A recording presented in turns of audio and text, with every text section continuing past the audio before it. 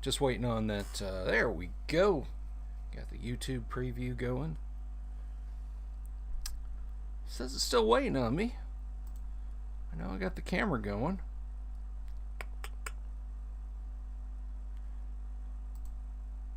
Hang on a second. Good evening, Samuel. How are you? There I am. Live on YouTube. All right. All right. Welcome to you and to everyone else who's watching out there, whether you're coming in on Facebook, whether you're watching on YouTube or watching this later. Thanks for stopping by. It's good to see everyone. For those of you who maybe have subscribed recently, and a lot of you have, if my analytics are anything to go by, and that makes me very happy, I am Bill Sylvie. I am your host for the next hour and change, when we're going to talk about all kinds of goofy stuff. And today, the goofiness specifically is going to be focused on this bad boy right here, because we are going, as promised, to make a Star Trek the role-playing game character. And we might arm him with a longbow or possibly a phaser rifle. It depends on how far we want him to be able to shoot. But anyway, good afternoon for you. Hey Cerulean, hey Just a Passerby. It's good to see everybody over on YouTube. It's good to see everybody over on Facebook. And speaking of Facebook, I have a rather contentious bone to pick with Facebook. Yesterday, my buddy of many, many moons, Mr. Randy Bugness, an all-around swell guy, awesome dude, friend of the show. Randy's been watching these live streams since I was just throwing out live videos on YouTube. And I worked with Randy for a number of years, and he's a swell guy. He's pretty awesome. He stopped by and said hello, and guess what? I didn't see it. Facebook didn't bother to show the message from Randy. So, hey Randy, I promise I wasn't ignoring you. Thank you, Facebook. So, yeah, there was that. And that hacked me off. Also, a very special shout out to my niece Sarah, who is either currently or possibly right now as we speak bringing a beautiful baby boy into the world. Sarah, we love you. Mwah. Good luck, baby. She's a veteran at this, though. She's got it down pat. It's a science. So that's pretty awesome, I think. Had a great live stream last night. If you missed last night's live stream, go over to YouTube after this and watch it. It was just a jam session. Kyle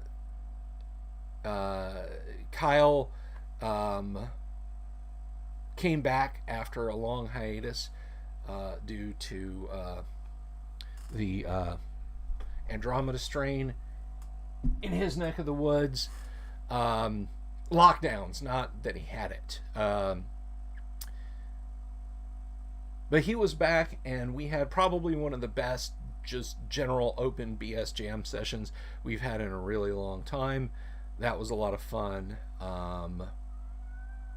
So yeah, that was a stone groove hanging out with Kyle. And then I was on Ishiro's live stream. Now, once again, for the folks over on Facebook, I quickly posted up a link so folks could come watch the live stream. And then I mentioned that I was on the live stream and then promptly forgot to post up the link. So I apologize to Ishiro for that.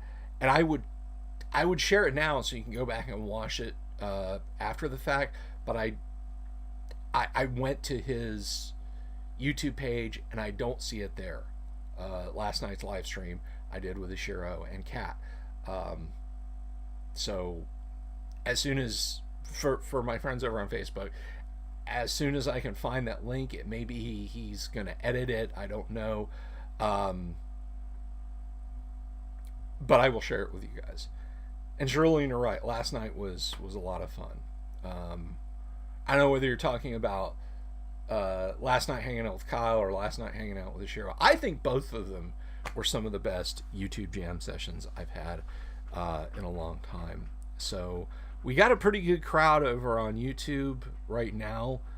For me, a pretty good crowd. But I do want to mention, just real quick, go over and check out. Since the beginning of the week, and today is only Thursday, we have jumped up like well over 50 subs, and that just makes me so happy. I'm just so happy about that, and it's not just because, hey, my metrics are getting better, but if this is your first live stream and you're just like, hey, I'm going to subscribe to this Bill Sylvie's Crazy Gibberish live stream, when I hit 1,000 subs, when I can finally start doing some cool stuff with the YouTube channel, there's going to be a mini con. I'm going to hold a virtual mini convention. I'm going to be running lots of old school RPGs, and that's how we're going to celebrate 1,000 subs on the channel. So tell your friends, tell your family, click like, click subscribe, click the bell. It all helps. And hey, if you don't like a video, you can hit the thumbs down button, man. I know everything I do isn't perfect. So yeah, thank you everyone who's come on board. Thank you, Ishii, for giving me like this gravity assist with my channel, because I think I get a couple of subs every time I go and do a live show with him. So it helps. Let's see. So let's look at some comments here. Good evening, like I said to Simile. Evening to the passerby. Katie, good afternoon. Cerulean, hello. Cerulean says, has there been any news about that photocopied D&D book? You're going to have to clarify. What one? Ishii livestream. Fact about the original soundtrack of Bad Boys: the club scene had another industrial track not found on the album Nothing by Stabbing Westward. Yep, that's very true. Here's an interesting fact. Is it RoboCop or RoboCop 2? I feel like it was RoboCop 2, but a song by PTP, which is actually just Ministry and Chris Connolly performing under a different name. PTP, by the way, stands for Programming the Psycho Pump, or Programming the Psycho Drill. Programming the Psycho Drill. Oh, yeah, hang on a second, Paul. I'll answer that. But anyway, there's a PTP track called Show Me Your Spine that's not anywhere on anything. Ministry finally released it on like a Rarities and Greatest Hits compilation eventually under the name Ministry, but they performed as PTP with Chris Connolly, so it's exactly the same lineup, different name. You know, like when Trent Reznor performed with them, they were 1,000 Homo DJs, or if Luke Van Aker was performing with them, it was Revolting Cox. You know, it just literally depends on who was with them. So Jim Ward's manuscript. I haven't heard anything. You know what? Let's take a quick gander over on Facebook and see if Jim has updated. This is real-time news. Let's see.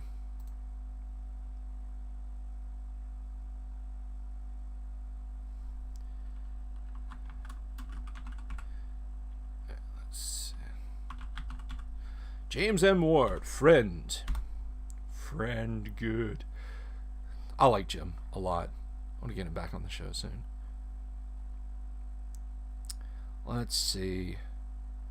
It's got some art.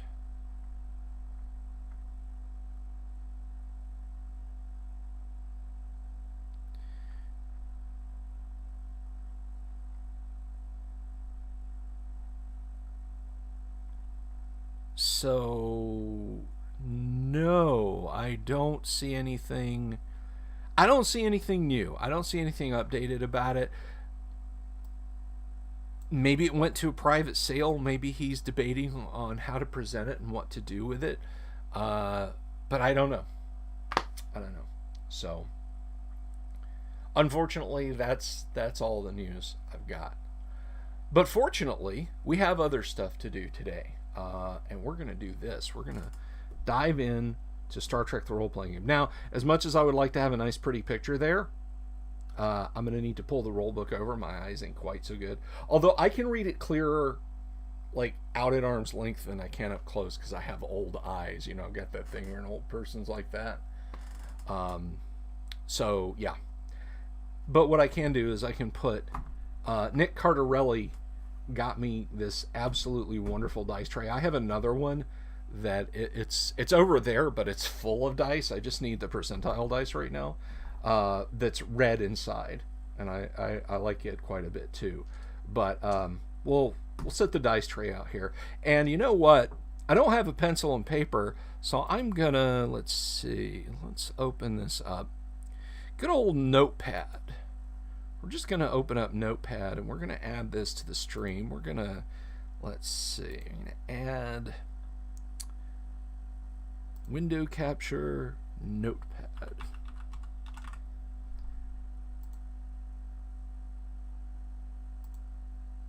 There we go. There's Notepad. So what I'll do is I'll just slide that over there, off to the right,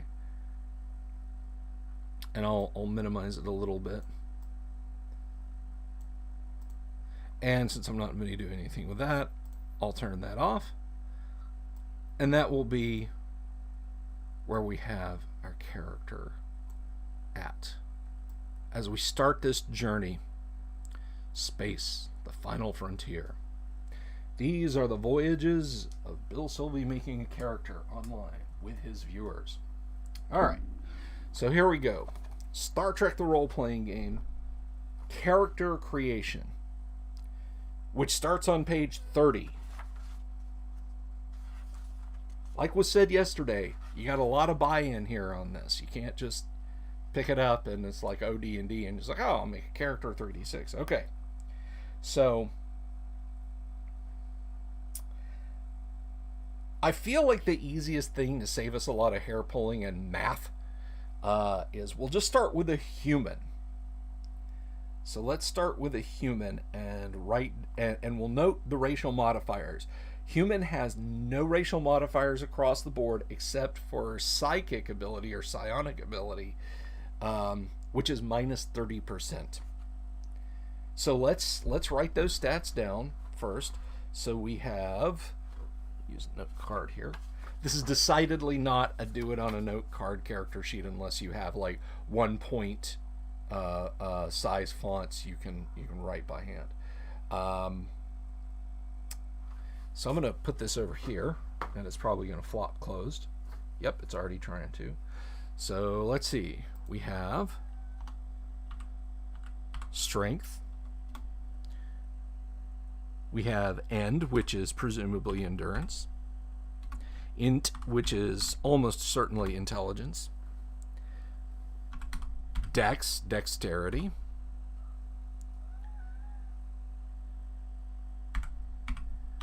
CHA, charisma. LUC, which is your percentage chance of becoming Jean-Luc Picard. That's not true, fortunately. That's luck. And then, and we're going to make a note here, PSI of minus 30. And we'll put that in parens just so we know.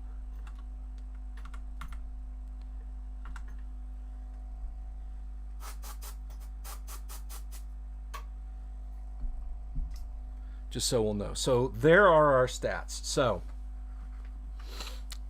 and then we'll have some skills we have to gen up too.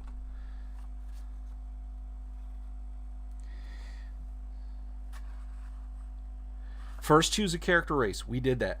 Roll 3d10 and add 40 for each character attribute except luck and psi. And then apply any racial modifiers, which we don't have other than psi. Some races tend to have higher or lower stats in some areas. If a character should be a hybrid, like half human, half Vulcan, Mr. Spock, decide which half is dominant and use those modifiers. All right, so here we go. So for 3d10 and add 40, let's start with strength.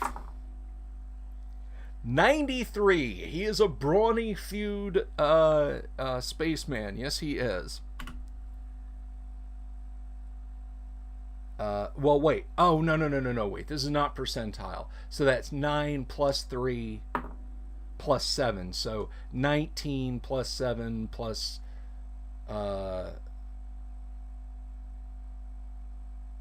19 plus 7 is 26 plus 40 is 66. Still, that's pretty good. That's almost the starting maximum. Endurance. You know, I should go get another D10. Hang on, guys. Watch. This is going to end up being the thumbnail. It's either going to be like me moving forward and my gut just shoved in the camera, or it's going to be just the blank chair is going to be the thumbnail on YouTube, because they always do that. So hang on.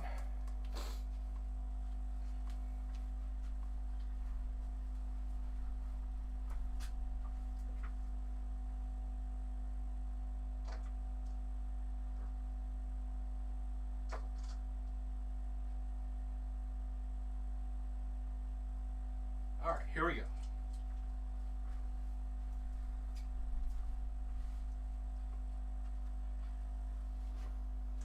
Yeah, for a minute there I thought I had a mighty Starfleet guy.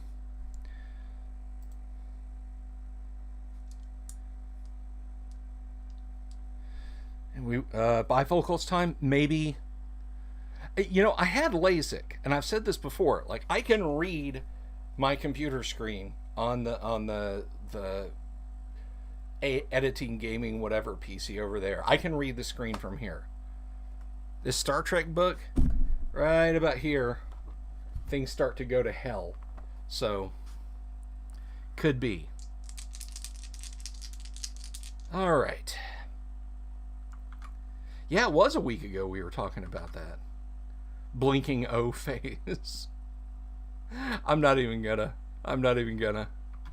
All right, let's see. So, endurance. So we got 6 and 4 is 10, and 13 and 40 is 53. Not bad. Quite a hit with the ladies, aren't you, Trebek? 10, 18, 22, and 40 is 62. Strong, smart, just exactly the type you want in Starfleet, man. Dexterity, as I drop a die. 9 and 4 is 14, and 40 is 54. Again, not bad.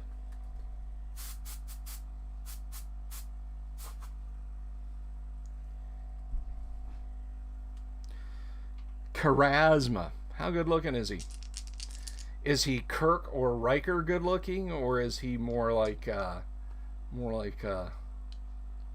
Mr. Scott kind of classically good looking? You know, that's a way it's like you insult a guy or a girl. Yeah. Well, they're a classical beauty. You know, they got a hook nose and a round chin. It's basically what you're saying. All right. 14 to 16 and 40. So 56. Not bad. Not bad. Now, luck and psi abilities, we are told, are just 3d10. Oh no, luck, they're percentile. Roll actual percentile dice and apply racial modifiers. So luck, sorry about that. For our headphone listeners, I'm so sorry. I hit the mic with a corner of the book. Clong. All right. So we just do percentile dice for luck.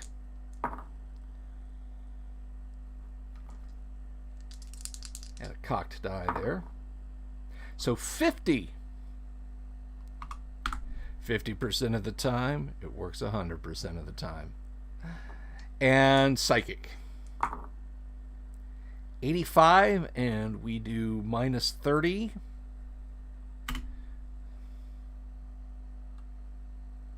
He's a sensitive soul. So the total equals 55. All right. So far, our Federation member here, Strength 66, Endurance 53, Intelligence 62, Dexterity 54, Charisma 56, Luck of 50, and Psi of 55. Now, I want to see, can you guys see that okay in the feed? Can you? If not, I'll put it in WordPad and blow the font up a little bit so it's a little more viewable. So y'all let me know. Like if you're watching this on your phone or a tablet, that might just be literal black specks. You might not be able to see that. If you're interested in seeing that, I don't know that you are. That might be entirely your thing. 50-50, I like them odds. Absolutely. But while you decide whether or not you actually want to see that, let us move on. Pre-Academy. What a character did before entering the Academy may be important to his career. To give the character some background, skills may be chosen at this time. A player makes a number of pre-Academy skill rolls equal to 1/10 the character's int attribute score, rounded down.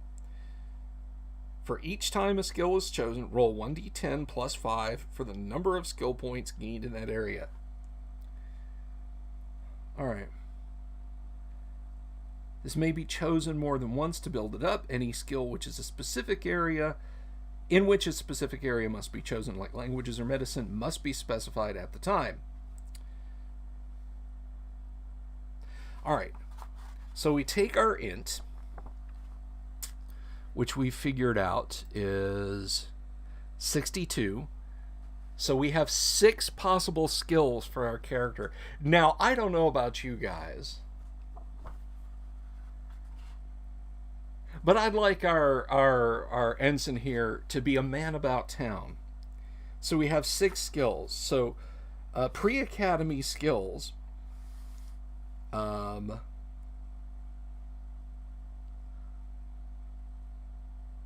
Let's see, at least half of the skill rolls must be made from the personal development table, the other half from the educational background.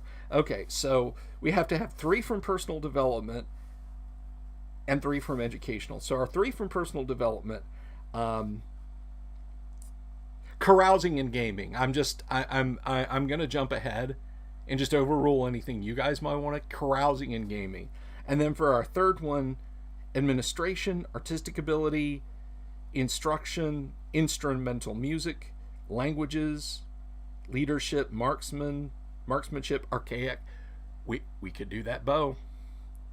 Marksmanship, modern, negotiation, diplomacy, personal combat, armed weapon, personal combat, unarmed, planetary survival, streetwise, trivia, or vocal music. All right, so gaming and carousing right there, that's happening, that's a thing. So pre-Academy skills, gaming, carousing. Okay, so to determine those two, and you guys just think about it and tell me what you think you might like for that third skill, and then we'll go down to educational. 1d10 plus 5. Okay. So gaming. Let's roll our d10 here and add 5.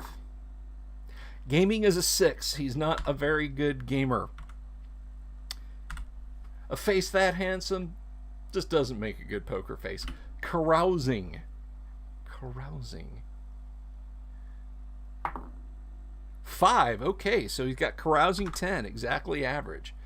Let's see. Katie says trivia. He or she did a lot of pub quizzes. Anybody else? Anyone at all? I'm looking over on Facebook. I'm watching the chat feed on YouTube. Anybody else want anything different? Right now, the lead vote is Katie's, and it's trivia. I guess I would like when Chekhov was hitting Kirk with a mad science about the Tunguska event, which Kirk like immediately brushed off like a dick. Like, the planet they're on has been moved across the galaxy. And Chekhov's like, and they're like, oh, the energy to do this would be tremendous. And the episode was That Which Survives. It's a planet that had a science station, and the Guardians were, of course, beautiful brunette projections from the computer in the in an underground fortress, who protected their planet by killing anyone on it. They touched them and it literally blew them up inside. So we got Streetwise, we got Trivia. So I got a vote for Streetwise and a vote for Trivia.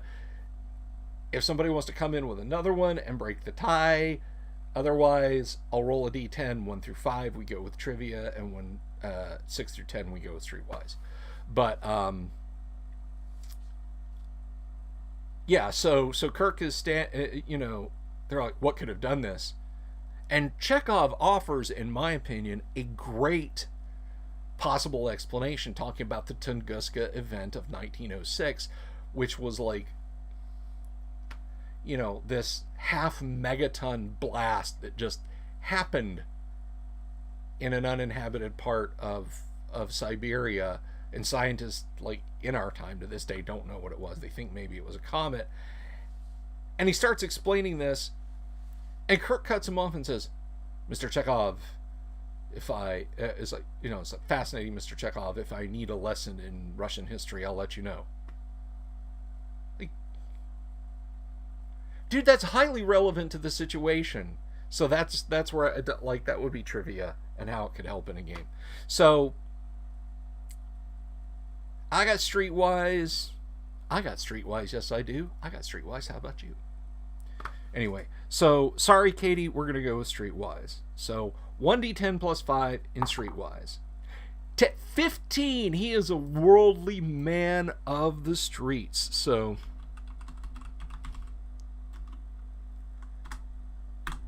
oops, not 15 prime. Streetwise 15. Now, but there is a runner-up prize, KDMH. I'm going to let you pick one of the educational backgrounds. So we have astronomy or astrophysics, atmosphere craft pilot, botany bay. Oh no, Captain, we have to get out of here. Comparative archaeology, computer operation, computer technology, electronics technology, Federation history, Federation law, geology. I know it's geology, guys.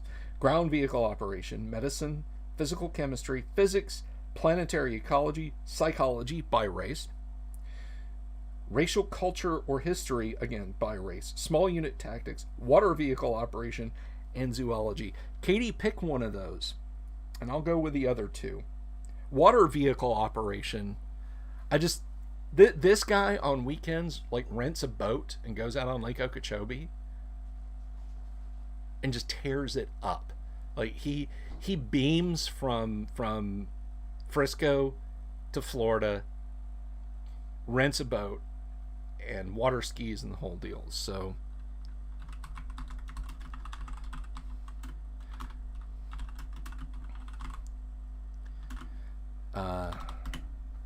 let's see. But how good at it is he?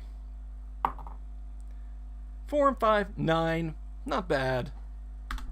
Better than he is at gambling. So we got 2 more of those. Botany. All right. Kitty's saying botany. 3 plus 5, 8. Still better than his gaming score.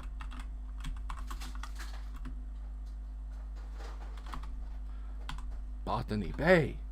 Botany Bay. Oh no. All right. So we got one more here. Let's see.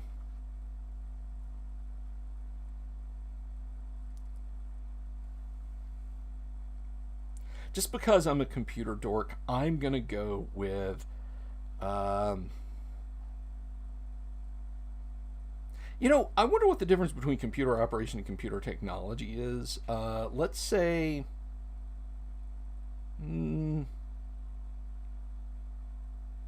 probably the ability to repair it. It's like, you can have coders who literally like don't know dick about the insides of their computers, but are software wizards. And then conversely, you can have people that can, like me, like I can put a computer together in my sleep, but I couldn't code beyond just basic, just 10 print hello 20 go to 10.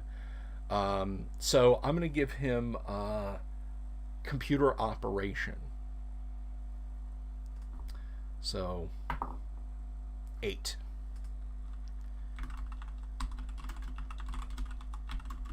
Operation, the goofy game for dopey doctors. Okay, so we've got his life. He's a carousing, streetwise guy who loves to go out boating and has a couple of nice philodendrons in his apartment that he takes care of and has names for. And he's a gifted computer operator.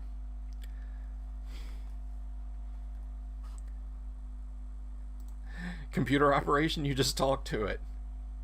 Hey now, remember, Spock was a computer programmer. He programmed a lot of the systems on the Enterprise, including the chess computer. So there's some level of programming that still goes on in the Federation. Even if it's just talking to it, it's making it understand what you're saying. All right. Once pre-academy skills are determined, the character is ready to enter Starfleet Academy for 4 years, starting at age 18. The passage of years should be kept track of by the character, as it will determine the character's age upon entrance to the game. During the 4 years in Academy, a character will gain a solid background in the skills important to all Starfleet officers, the Academy's general education requirements. The character gains skill points in each of the following skill areas that are added to any existing totals. So we got administration, astronomy, astrophysics, computer operation, Federation history, Federation law, instruction, languages, leadership, marksmanship, modern, personal combat, unarmed. Okay, so since I didn't take any of those except computer operation, we're going to be taking the baseline values. Passerby says, yeah, I know. Hello, computer. Hello, computer. Hello, computer. Hello. Uh-oh, something happened to Facebook. Can I fix that? Am I still... Oh, okay. Phew. Almost lost my Facebook Live feed there. All right. Well, you got to watch them in order. You got to watch motion picture, and then 2, and then 3, and then 4. It's you got to do it in the right order. All right, so administration, 10%.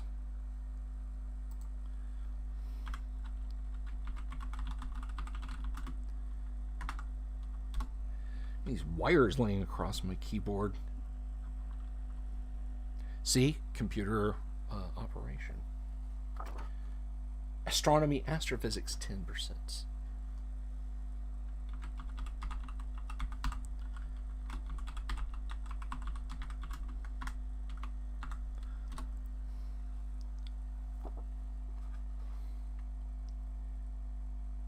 Federation or computer operation 20. So we already have computer operation at 8. So we're going to add 20 to that. So I'll do a plus 20 there. And let's see. Federation history, Federation law, and instruction are all at 10.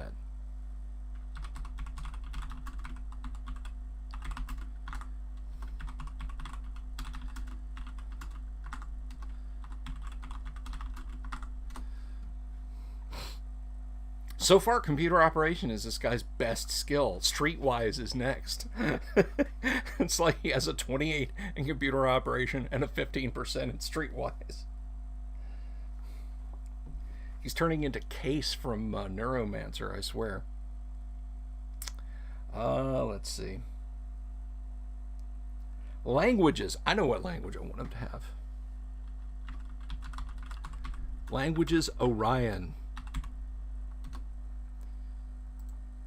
Keyboard, how quaint. I didn't as a kid. I just wanted to watch the movie, what I lovingly called the Whale movie. That's very sweet.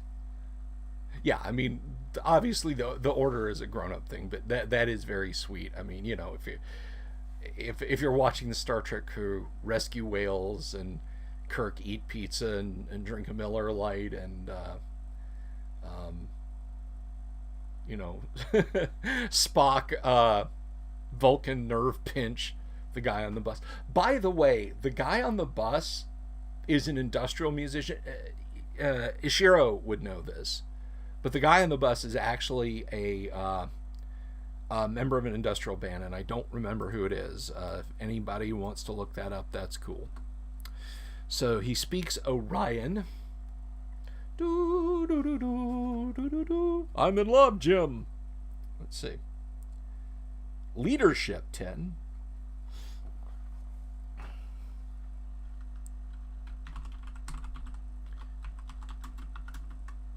Marksmanship. Whoops. Forgot to set my Orion language skill.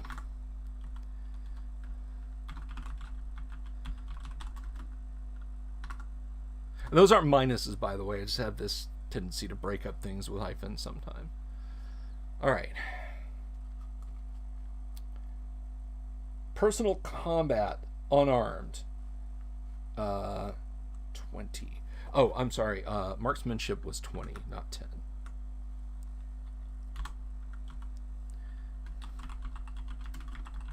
That's Kirk Fu, by the way. And marksmanship was, it said modern, so we're going to say marksmanship phaser, hand phaser.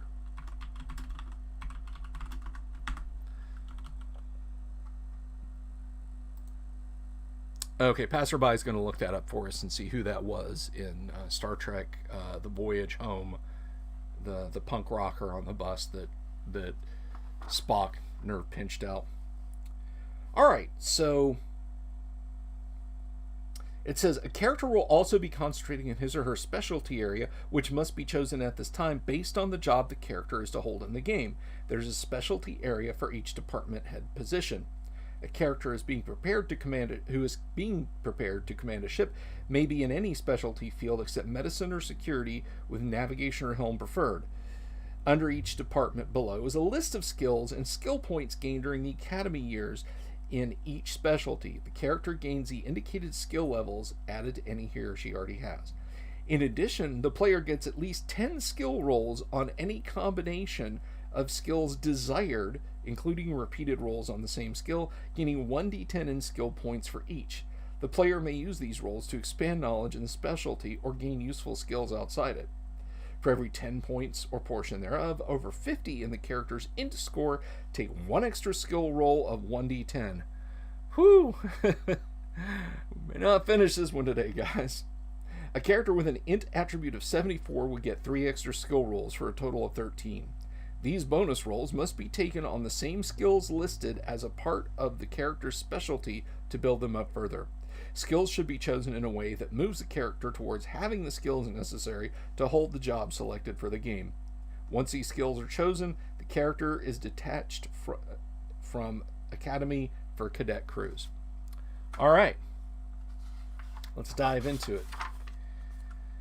Okay, guys, so specialized skills. Where do we want this guy to go? Do we want him in sciences, navigation, engineering, helm, security, communications, medicine? By the way, I saw a very funny breakdown about so-called red shirts versus the number of injuries and so on that happened to, I think it was to just regular crew members. And like the red shirt mortality rate was nowhere near what it's played up to be. Like you were actually pretty safe being a red shirt. Let's see. So what do you guys think? Science, engineering, security, communications, helm, or navigation?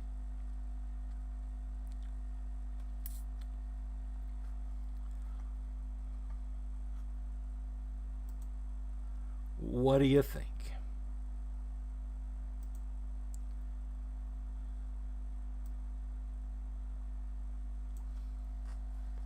let me know. I wish I could have been able to find a PDF of this so I could have it on the screen so I could not like this all the time. Well, you know what? I'm just gonna jump in. I'm gonna say Helm. I'm gonna say he's Helm. So let's make him a helmsman.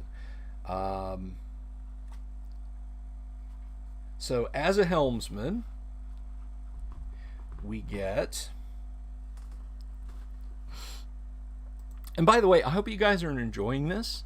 Because if you're not, if this is like more boring than watching me paint, then we won't ever do anything like this again. So, Helm. So we have astronomy, astrophysics. Now, we already had astronomy and astrophysics at 10, so we get another 30.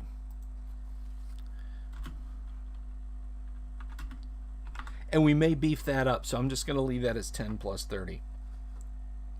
And if I had taken sciences, that would have been like really, really short list. But computer operation, we take another 10 in computer operation.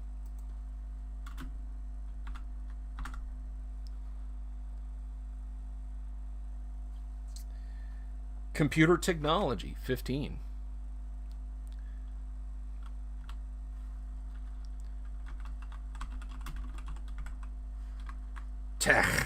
Technology. Oh, let's see. Paul got it. Let's see. Kirk R. Thatcher. IMDb says he worked at ILM, but nothing about industrial music. I could have sworn. Well, we'll see. Maybe he was, maybe he wasn't. Let's see. Computer technology. Electronics tech.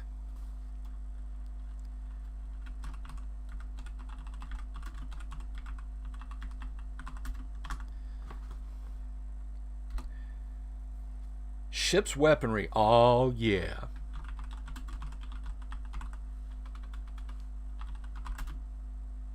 Photon torpedoes. 20%. Locking on phasers, Captain. Shuttlecraft pilot. Always handy.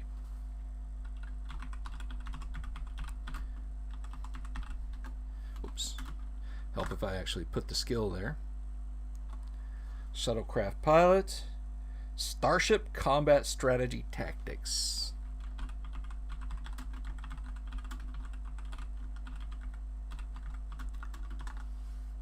That's a mouthful.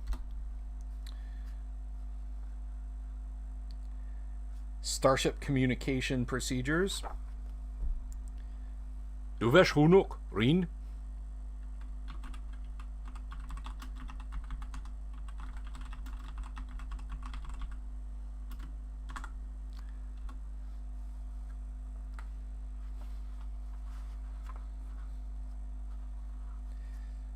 All right.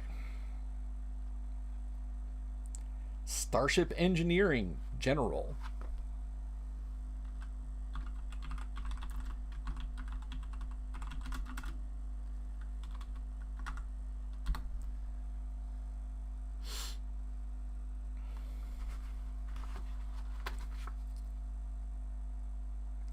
Starship helm operation. 40%. That's, yeah.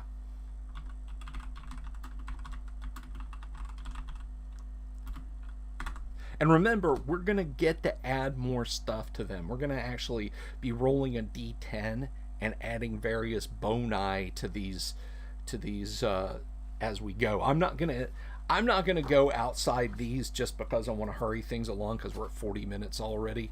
Let's see. Starship navigation 20 and Starship sensors 20.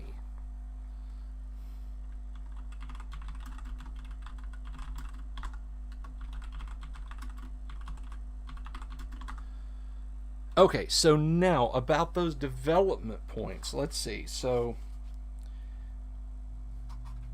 10 skill rolls of 1d10 in any skills, 1 bonus for every 10 points or fraction over 50. So in int. So what is our int? 62. So we get 2 additional rolls. So let's see.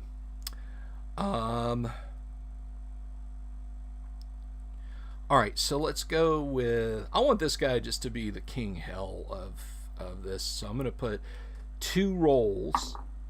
Thank God I did. I got a 1 and a 4 into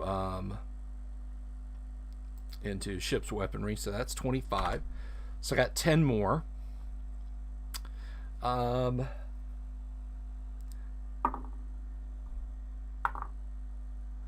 Got a total of 8 in for developing starship combat strategies and tactics. Starship engineering, let's throw 1 in there. So that's 4. I got 8 more rolls, 7 more rolls. So starship engineering, I'm a little snake bit on this. I'm going to switch dice here. You get timeout. Let's go with this one. And do, let's get a nice fat starship sensors roll. Come on, 10. Really? Starship sensors is now at 22. So I got 6 more rolls. Starship helm operation. Helm's not responding, Captain. You know, because you got to do the rocking back and forth. 8. There we go. That's better. All right. So Starship helm. Yeah, this one's sitting out too. So I got this one. I have to dip it. Whoops. I'm gonna dip into some other dice if these don't shape up. All right. So I got 5 more rolls. Let's make him a pretty good shuttlecraft pilot. Let's throw a roll in there. 10. See that? Why can't you guys be like your brother? Shuttlecraft pilot is now 30. 4 more rolls. And 8. That's what I'm talking about.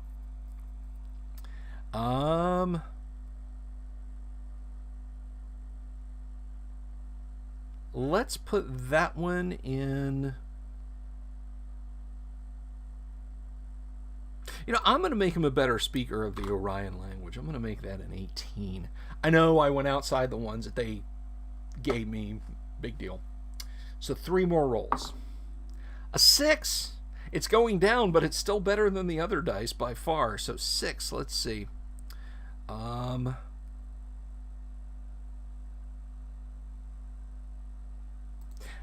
want his helm operation to be really good. So let's make that 6, 48, 54. Navigation. I'm going to throw 2 of my 3 remaining rolls onto navigation. So we got a 3 and a 9, and that was a good call. So that's 32. And my last one, let's see, last one.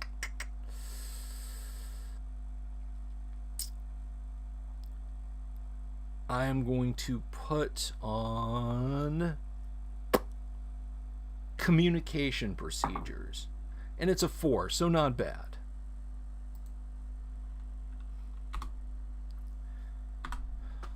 All right. So this guy's taking shape. But now we've got to go on the cadet cruise. He's an interesting guy, at least. Seems like a big deal in the world of puppetry. I will take your word for that. I don't follow the world of puppetry. So let's see. Cadet cruise results. Roll percentile dice and apply the die modifiers as below to determine the results of the cadet's character's cadet cruise. So let's see. Less than 5. Pass with high honors. Promoted to Lieutenant JG. Well, we'll worry about the result after we. So let's see. Starship service, Constitution class, -20. Exploration military, let's see. It's not my second cruise. And we gained 5 skill rolls for my choosing. So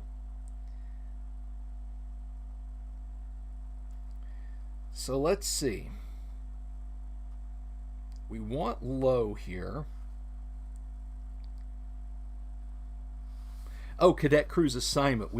I was wondering where that was coming from. All right. So we want low. We want low. We don't want to wind up as a merchant marine here. So where is my cadet cruise going to happen? Now, you guys were rolling low before, so I'm going to take these two. I'm going to say blue is the tens die.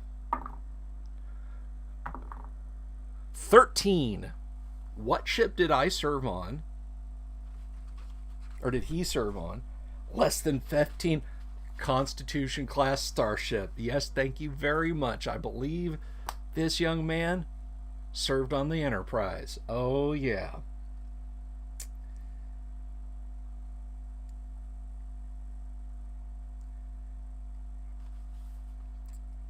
Now we adjust our we roll to see what the result of that crew was. Did I accidentally leave a reactor baffle open, or did I save Captain Kirk from the sexy but ravenous star vampire? Let's find out. Once again, blues are high. 72. Okay, so that's probably still a graduation. I get to take 5 off, and let's see. I basically I get to take 25 off of that, minus 20 because I served on a Constitution class ship, and another 5 because of my luck. So total roll then 72 is 40. Okay. Passed. Assigned as ensign. So he is an ensign.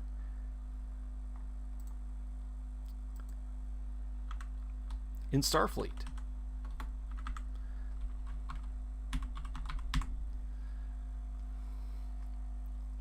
I could have created like a dozen OD&D characters in this time. Alright. A character gains 5 skill rolls of 1d10 for any of his choosing when he or she passes cadet cruises. Alright. So 5 skill rolls. What do you think? What do you guys think I should put this on? Gaming, okay? Lots of time in 10 forward playing cards, don't you guys think? So 2, he got a little bit better. So gaming now becomes 8. We're gonna throw another one on Orion. 10. That paid off.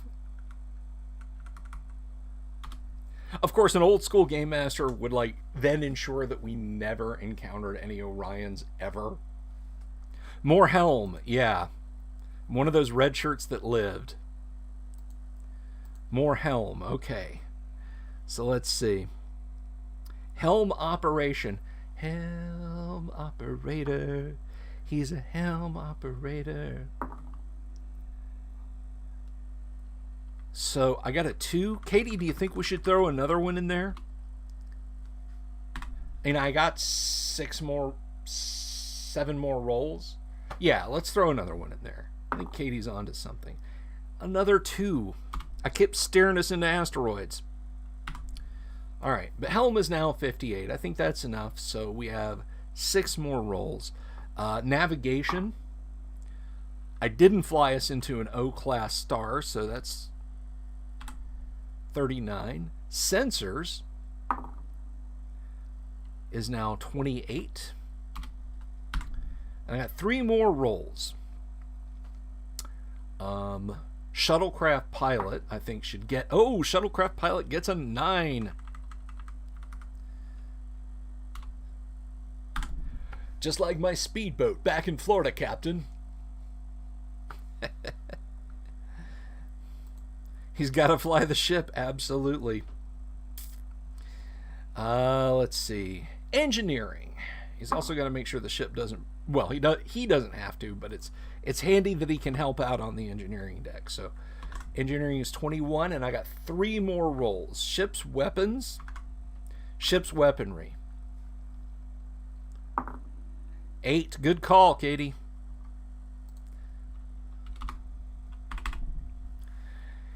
I got 2 more rolls. Let's see.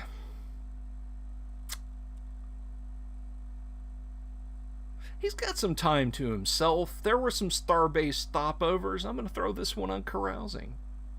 Or do I get to? Do I have to apply this, or are these, let's see,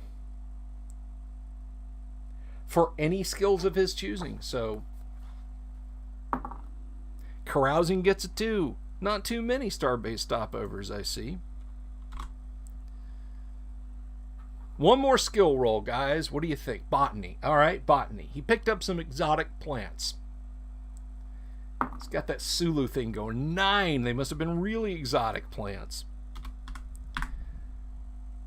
All right, so he's looking pretty fleshed out for his 4 years in Academy. We got gaming of 8, carousing of 12, streetwise 15, water vehicle operation of 9, botany 17, computer operation of 38, administration 10, astronomy astrophysics of 40, Federation history 10, Federation law 10, instruction 10, speaks Orion 28%, leadership of 10, hand phaser marksman, just the basic, same with personal combat, computer technology, and electronics technology, ship's weaponry 33, shuttlecraft pilot 39, starship combat, strategy and tactics 28, communications procedures 24, engineering 21, helm operation of 58, navigation of 39, and sensors of 28. So our guy is becoming more and more fleshed out. Post-Academy experience. Now that the character has been through the Academy and the Cadet Crews and Command School, if such is applicable. Let's see. Characters. Okay. We'll worry about that later. It is time to put on the finishing touches. The post-academy experience procedure determines what area the character has been assigned before the current assignment, that is, before the game begins. Naturally, characters in higher positions of responsibility will tend to have more experience in the field. Therefore, these characters will tend to be older and have more skills with higher skill levels. This is not always true, Captain Kirk being a good example of an exception. However, Kirk is the youngest starship captain in the fleet. His meteoric rise to that post in only a few years is legendary. That's right, that's my boy. Before the game master and players should have determined what position each player character is supposed to fill and what rank that character will hold. How long it takes to get there depends on the player's success with the post-academy experience charts. So Helm, I'm happy keeping this guy as a helmsman, so let's get over there. Alright. First, the player must determine how many terms of service have gone between the completion of the Cadet Cruiser Command School and the beginning of the adventure campaign. Use the following procedure for establishing time served. Roll 1d10 and divide by 2, minimum roll allowed is 1, and add or subtract the following modifiers to determine the number of terms served. Alright, let's roll a d10. 1.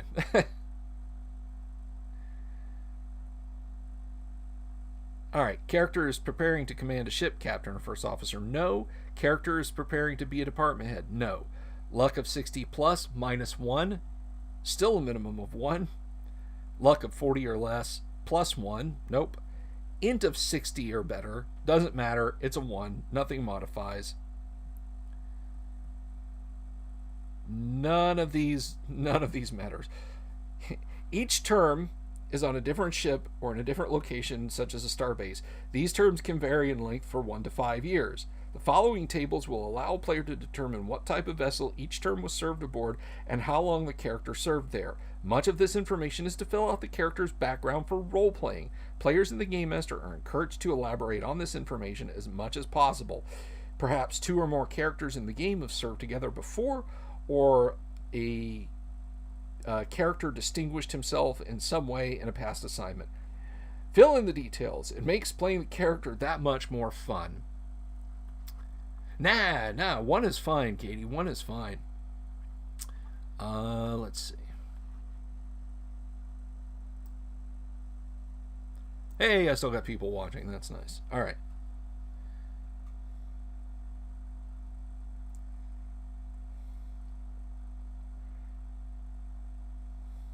Alright, term length and assignment. Roll 1d10 and divide by 2 for each term of service. This equals the number of years the term lasted before the character was transferred elsewhere. Then roll on the following table to determine where each term was served. So I have one term of 2 years. I don't have to roll. Well, no, I still have to roll. 4 divided by 2 is 2. Okay. 10 or less, Starship, Constitution class. That's right, man. So I've got some die modifiers.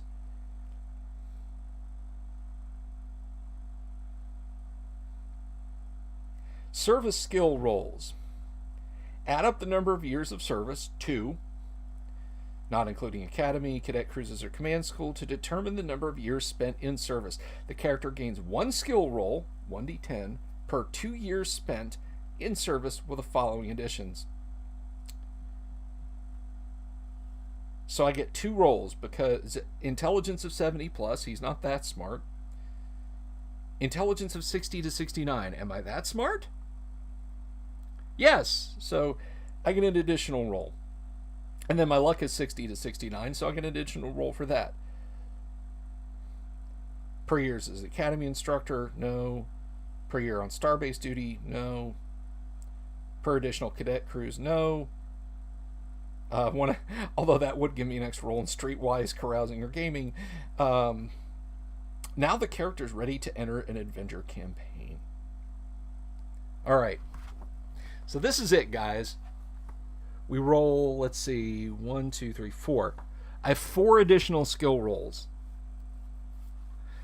So looking at the list here, y'all, 4 skill rolls.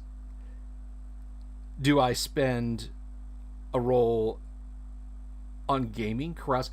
I gotta spend one on carousing. I gotta. That flew out of my hand and landed on a 10. On the table. So I'm counting it. So his carousing is now 22. He can hold his own. Chug, chug, chug. All right. 5. Where should we spend that 5? I feel like leadership. Your carousing doesn't get up to 22 without the ability to convince other people to chug. So that's leadership. So I got 2 more rolls. 7. I'm kind of feeling Katie here. I'm thinking that 7 should go in a helm operation. So let's see. 2 more rolls. 2 more rolls. Or 1, 2, 3. So 1 more roll. 1 more roll. You got to spend on helm. I did. It's 65. Let's see. Gonna put this one. This is it. This is the character is complete after this. Except a name. We got to name him. We got to come up with a name. Let's see. How many is it? 1, 2, 3, 4, 5, 6, 7, 8, 9, 10, 11, 12, 13, 14, 15, 16, 18, 19, 20, 21, 22, 23, 24, 25, 26, 27. Well, I don't have a D27, so I can't just randomly pick. But I can roll a D30 and ignore anything above a 27.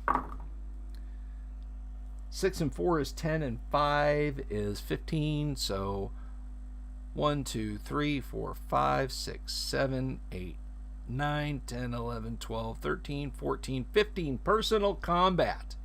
Kirk Fu. It's a 1. Glad it went to something that, not that important.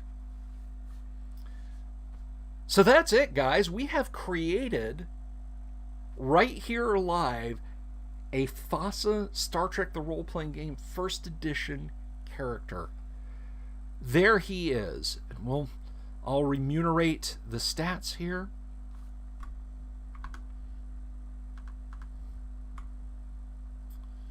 We'll go over those.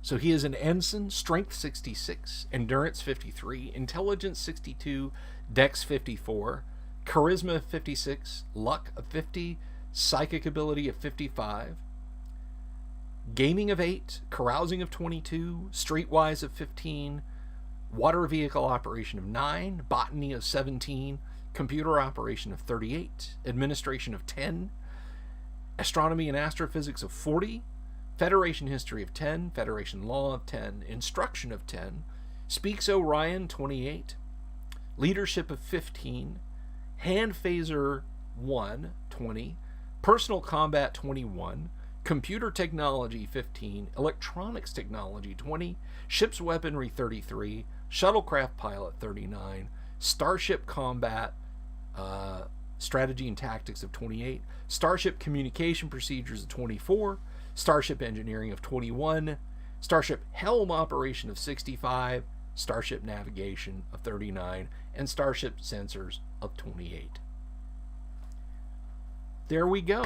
That wasn't that difficult at all. There was not a lot. There were no figured characteristics except for his psychic ability, which is still really high. I mean, 55 is nothing to sneeze at. And then just getting some bonuses to roll his to roll on his skills. Like he's gonna get into a bar fight. No, that's what that high charisma's for,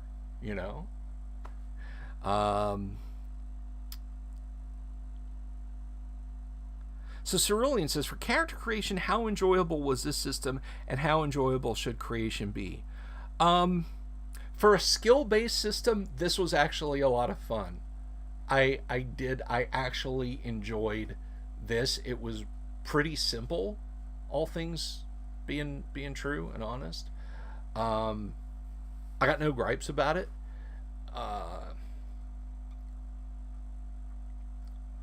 It's not quite a life path. It's like halfway a life path system. How enjoyable should character creation be? It depends on the system. The fun in characters in an avatar system like AD&D or OD&D or Kyle's conflict system or Traveler is in being able to dive in and play them immediately and start building them immediately and creating a gestalt into which to project yourself. For a backloaded system like this, character creation should be a very enjoyable process. It should not be a slog, which is why, despite the fact that I'm somewhat proficient at it, I find like hero system 5th all the way back to 1st, character creation is just skull numbingly dull. It is dull and it is unfun. This was fun.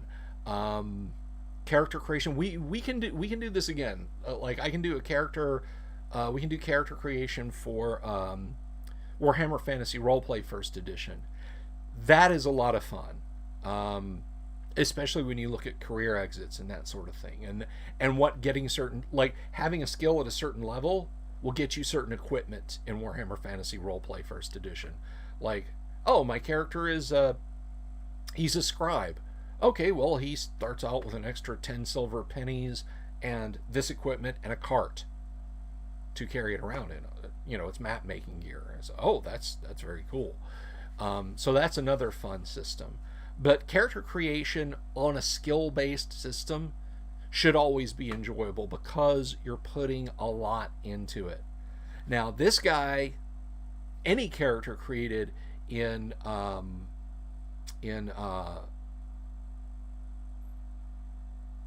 skill-heavy system is not likely to die right out of the bat. Like the game master that's like, all right, they're beaming you up to the ship. You're standing on the transporter pad in San Francisco. It's the day after you've graduated. You got your bag. You got your, you're standing there in uniform. 01, you beam up to the ship and you're a horrible fused, screaming mass of bone and blood and organs that like dies after 2 agonizing rounds on the transporter pad. Roll up another one. I don't think a game master is going to do that or have the impetus or want to do that in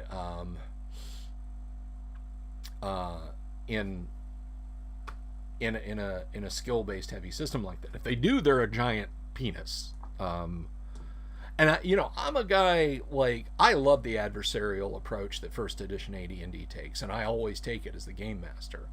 I'll throw characters into meat grinders in AD&D. But again, a well-crafted game like this, and I got 3 players, I'm not going to off them right out of the boot. I'm not going to create situations that might off them right out of the boot. Let me say that. The dice will do what the dice will do, but I'm not going to sit there and say, you're beaming from San Francisco to a ship that's in low Earth orbit. Oh no, I rolled a 1, you die. Haha, roll another character. I'm just going to say you successfully beam up. Because it's something they do 10,000 freaking times a day, right? The next character he makes is Spock.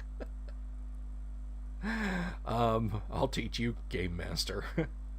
So this Spock, tell me about him. Goes on to be like the driving force in the Star Trek, the original series universe. Katie says, maybe you can do character creation day as part of your weekly sheets. Maybe. Could be. I could do that. Obviously for different systems. I'm not, like, every day we're going to make a Star Trek character. We're going to keep doing it, people. Katie said to. No, that's not. I get you. I read you. But yeah, we can come back. We can do like a character gen for Warhammer Fantasy Roleplay or whatever. Or we can even do it for AD&D. I'm easy like that. I'm easy going that way. So I'm gonna save this. Hell, who knows? Maybe I'll play this game someday. Save as, and we're just gonna put this over in the documents. We're gonna call this Star Trek Ensign. So there. He's saved. He officially has a reality. He lives. He breathes. But yeah, I can do character creation for other systems. If I had 3D6, I could create an OD&D character right now, even though it's towards the end of the live stream. So this took about, I would say, what do you guys figure, about 35, 40 minutes? Now, granted, I was stopping and explaining steps as I went through them, but if you were playing this for the first time, you'd have to stop and read those steps, or if you were helping someone create a character.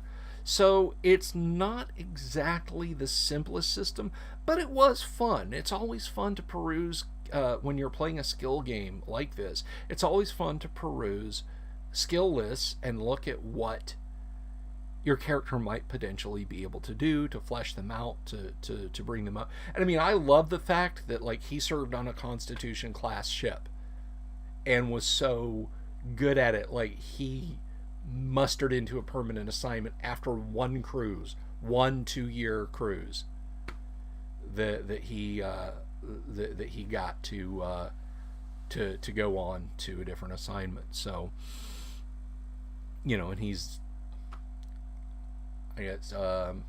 26.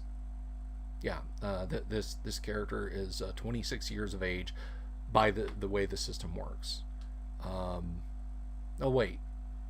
18.4. I'm sorry, I can't math good. 24. He's 24. He started at 18, did 4 years in academy, and a 2-year cruise. So he's 24. But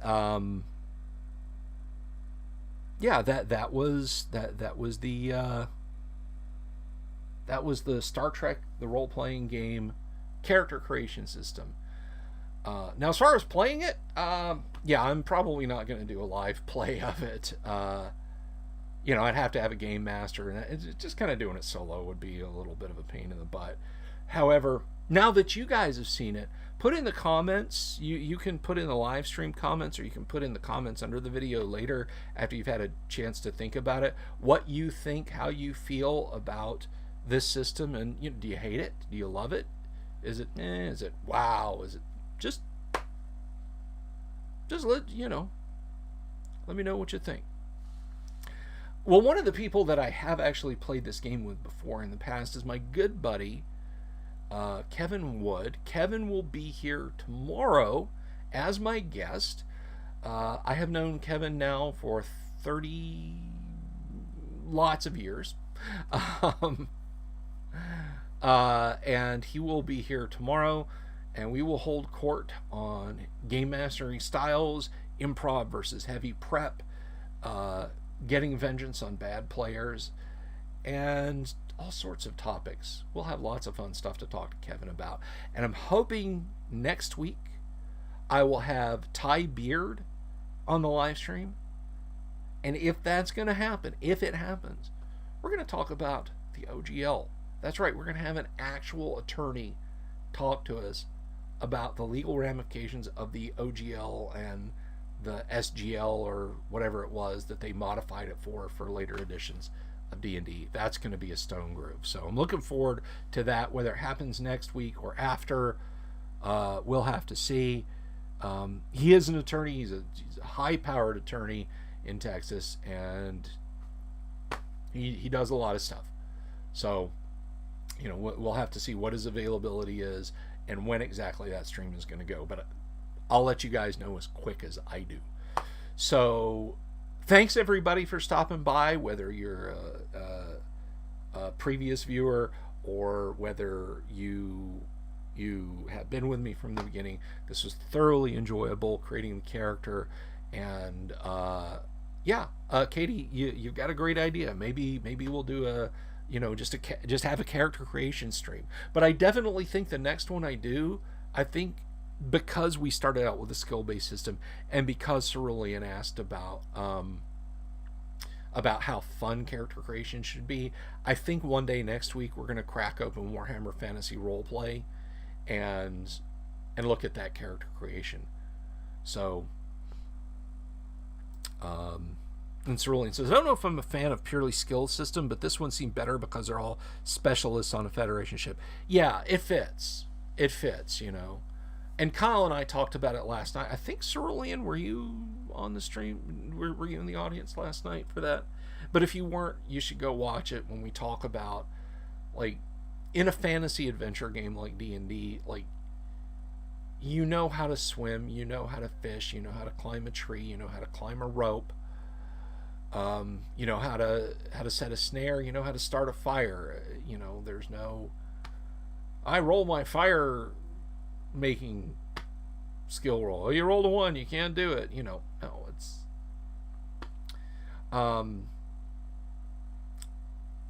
so yeah, there's definitely times and places for skill systems. I just don't think Dungeons and Dragons is or should be one of them. So, I will let you guys go. All of you, please have an absolutely fantastic day. I love you all. Thank you very much for stopping by to watch the live stream. I will be here tomorrow. Mr. Kevin Wood will be joining us, and that's going to be a stone groove with him. So, you guys have a great day. Stay cool if you're where it's hot. If you're where it's cold, stay warm. But regardless, have a good one, and I will see you all tomorrow.